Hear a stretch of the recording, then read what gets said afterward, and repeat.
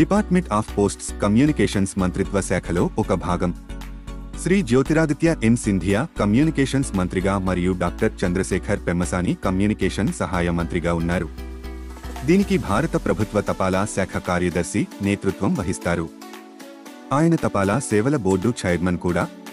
Postal services director general శాఖ కార్యకలాపాలను నిర్వహించడానికి బాధ్యత వహిస్తారు. పోస్టల్ సర్వీసెస్ బోర్డు అనేది పోస్టల్ శాఖ యొక్క అత్యున్నత నిర్వహణ సంస్థ. ఇందులో చైర్పర్సన్ మరియు 7 సభ్యులు ఉంటారు. బోర్డు సభ్యులు సిబ్బంది నిర్వహణ, పోస్టల్ కార్యకలాపాలు, టెక్నాలజీ ఇండక్షన్ మరియు అమలు, పోస్టల్ లైఫ్ ఇన్సూరెన్స్ మరియు పోస్టల్ లైఫ్ ఇన్సూరెన్స్ నిధుల పెట్టుబడి, బ్యాంకింగ్, మానవ వనరుల అభివృద్ధి మరియు ప్రణాళిక వంటి రంగాలను చూసుకుంటారు. అదనపు కార్యదర్శి మరియు ఆర్థిక సలహాదారు AS&FA శాఖ యొక్క అంతర్గత ఆర్థిక విభాగానికి నాయకత్వం వహిస్తారు.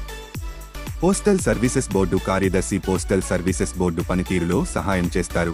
అదనంగా వ్యాపార అభివృద్ధి డైరెక్టరేట్, పార్సిల్ డైరెక్టరేట్ మరియు పోస్టల్ లైఫ్ ఇన్సూరెన్స్ డైరెక్టరేట్ ప్రధాన కార్యాలయంలో ఉన్న డిప్యూటీ డైరెక్టర్ జనరల్, డైరెక్టర్లు మరియు అసిస్టెంట్ డైరెక్టర్ జనరల్ బోర్డుకు అవసరమైన సహాయాన్ని అందిస్తారు.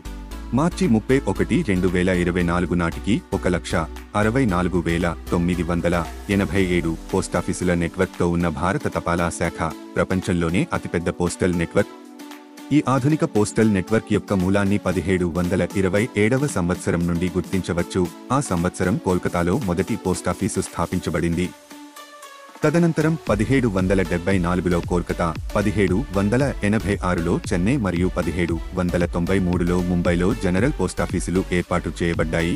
తపాలా కార్యకలాపాలలో ఏకరూపతను తీసుకురావడానికి భారత తపాలా కార్యాలయ చట్టం 1837 రూపొందించబడింది. ఈ చట్టం తరువాత 1854 నాటి మరింత సమగ్రమైన భారత తపాలా కార్యాలయ చట్టం దేశంలో ఆధునిక తపాలా వ్యవస్థకు పునాది వేసింది. 1898 నాటి భారత తపాలా కార్యాలయ చట్టం దేశంలో తపాలా వ్యవస్థను మరింత బలోపేతం చేసింది. భారత రాష్ట్రపతి ఆమోదం పొందిన తర్వాత డిసెంబర్ 24, 2023న పోస్ట్ ఆఫీస్ చట్టం 2023 నోటిఫై చేయబడింది. 2023 నాటి పోస్ట్ ఆఫీస్ చట్టం జూన్ 18, 2024 నుండి అమల్లోకి వచ్చింది.